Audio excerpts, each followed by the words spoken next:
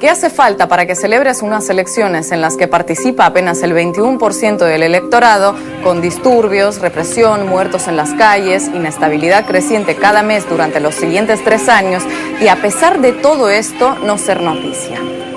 Hace falta ser un país llamado Haití.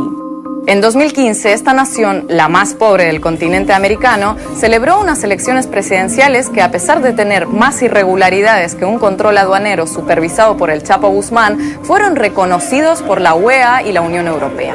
La insistencia de los observadores locales en que había sido un proceso turbio, por decirlo menos, logró que se anularan los comicios y se convocaran otros.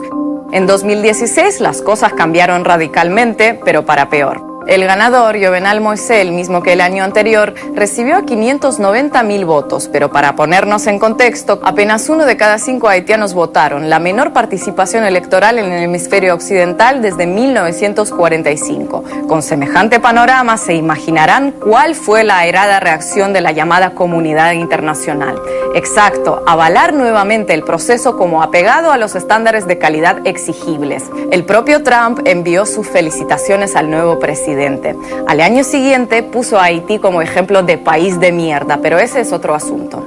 Una vez felicitado, comenzó la presión sobre el gobierno de la maltratada, uno de los índices de desarrollo humano más bajos del mundo, para que se alejara de los programas sociales y de financiamiento de Petrocaribe ligados a Venezuela. Las presiones de algún modo resultaron efectivas, ya que poco a poco el gobierno haitiano se fue deslindando de sus vecinos del sur, claves en la reconstrucción de la isla tras el terremoto de 2010, hasta el punto de reconocer a Juan Guaidó, que lidera una plataforma política opuesta a Petrocaribe, por considerarla una regaladera de petróleo. El retorno a las recetas del FMI se tradujo en pocos meses en la declaración de una emergencia económica que incluyó el aumento del precio de los combustibles y productos básicos, lo que a su vez desembocó en una nueva espiral de protestas, represión y muerte que se mantiene actualmente, ante el mutismo prácticamente total de medios y voceros políticos, habitualmente tan locuaces sobre otras naciones.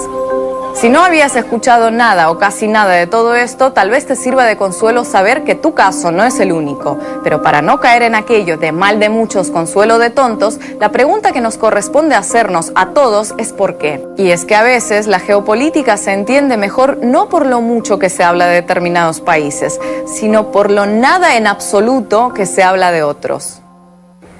El pasado miércoles 30 de enero, The Wall Street Journal, el periódico estadounidense de mayor tiraje y probablemente uno de los periódicos de mayor tiraje en el mundo, publicó un artículo donde revela que para el gobierno de Donald Trump invadir Venezuela es solo el primer paso en una estrategia de remodelar América Latina.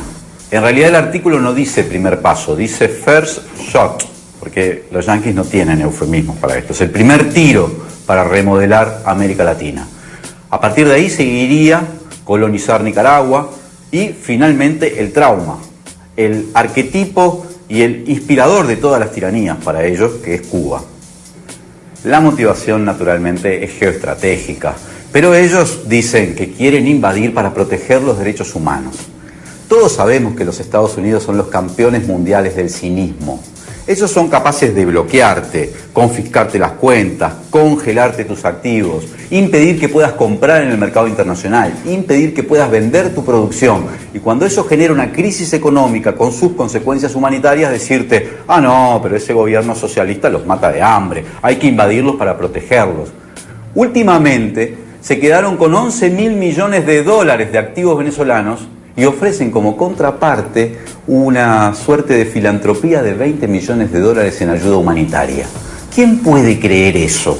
Sobre todo si observamos que la logística para distribuir la ayuda humanitaria que Venezuela rechaza sería ubicar tropas en Cúcuta, en la frontera entre Colombia y Venezuela, tropas en Roraima, en Brasil, también contra Venezuela, y tropas en alguna isla del Caribe, que por supuesto le permitirían llegar a Caracas. Está planificándose una invasión. Todos los habitantes de América Latina, y muy especialmente la oposición venezolana, deben recordar el proverbio bíblico: quien promueve la guerra en su propia casa, heredará el viento.